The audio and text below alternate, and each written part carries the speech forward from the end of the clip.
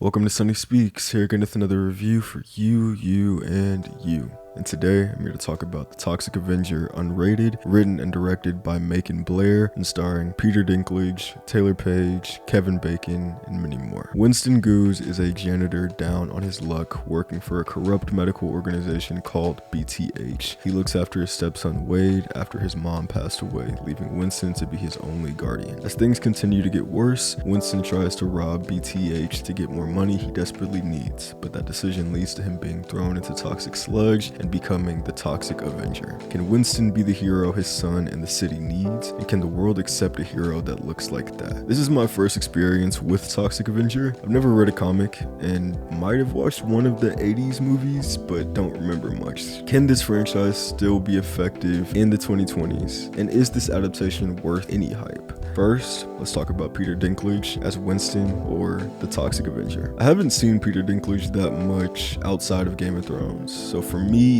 I thought this performance was really good. I like that despite him being a very powerful threat, you can tell from his one blue eye that he's just as scared as he was before, and seeing his development as a character and hero was satisfying. The action in the movie is more played towards the gore and comedy than really cool badass moments. I had a feeling with Peter Dinklage being the Toxic Avenger, it would lead to not a lot of variety when it comes to his moveset in fight scenes, and I'd say I was right. But even in saying that, I'll give the movie credit in surprising me in certain scenes with choreography and the heart and stakes they build in this movie.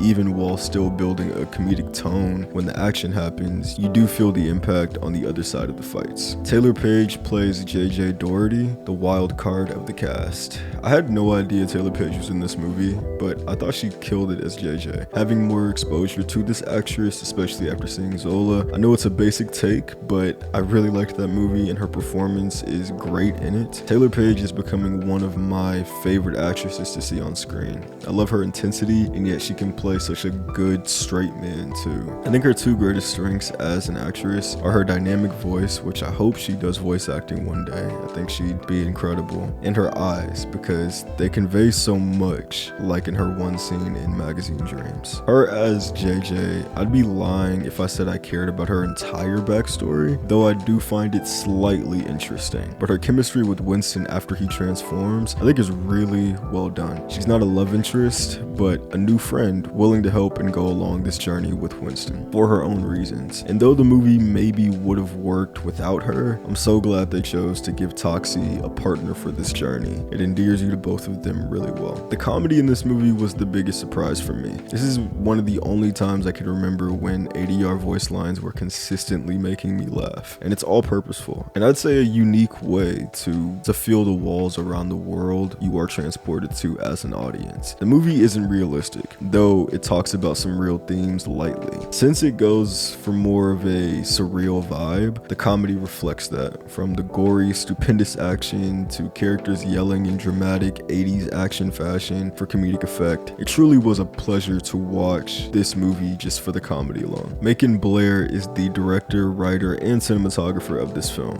while also acting in it a little. I wanted to take some time to give him props, especially on the cinematography part, because this movie doesn't seem like it has a big budget, but it is very purposeful in what it chooses to show, making sure that the practical or CG effect is always well done and leaves you immersed in the wacky world Blair created or is inspired by. Also, I appreciate that Toxie is shown in the daylight for most of the movie, and the makeup and practical effects department killed it. Sometimes while he would talk, I would just get lost in what Winston has become, and from where he starts to what he looks like throughout most of the film is jarring, and I feel like I never really got over it, but I only appreciated it more as the time went on. They were still able to keep his humanity within all of that makeup and prosthetics, which had to have been a hard balance to walk when creating his look. Editing Sunny here, it was actually Luisa Guerreiro who wore the prosthetics for this rendition of Toxic Avenger, so shout out to her. My least favorite part in this film are the villains, mainly played by Kevin Kevin Bacon as Bob Garbinger and Elijah Wood as Fritz Garbinger. I found them to be funny at times, but for the most part, a very movable threat for Toxie. They never made me feel any fear or worry for his journey, and when scenes were mainly focused on them, I found myself losing a lot of immersion because I just didn't care about what they were talking about or what they were going through, to be honest. The funniest performance on the villain side, I'd say, was Julia Davis as Kissy Sturnevan, Bob's associate and lover. I thought she did a great job playing off of Kevin Bacon and Elijah Wood. And there was a fight scene with her and Taylour Paige that I thought was really funny and unexpected. Overall, I would give the Toxic Avenger a mostly cloudy rating, closer to partly sunny than cloudy. I was thoroughly surprised by this movie, and mainly the heart and levels of humor that it could access, almost with ease. This is one of those movies that doesn't feel like it's trying to do anything for the audience. It's doing what it wants, and if you're on board, you'll have fun, and if you aren't, then I'd suggest just leave early because it only gets more gory, gross, and toxic. This has been my review of The Toxic Avenger. If you have seen The Toxic Avenger, let me know what you think in the comments down below because perspective is key. If you haven't seen The Toxic Avenger, let me know if this review makes you want to go see the movie or not, and if you have any connection with any of the older films or any of the comics, I would love to hear your thoughts about that because I do find this character interesting, and I am curious on if the heartfelt aspect of this character is consistent through the comics and the older films. Like and subscribe. Thank you for watching. Thank you for being here. I'll be back again. Peace.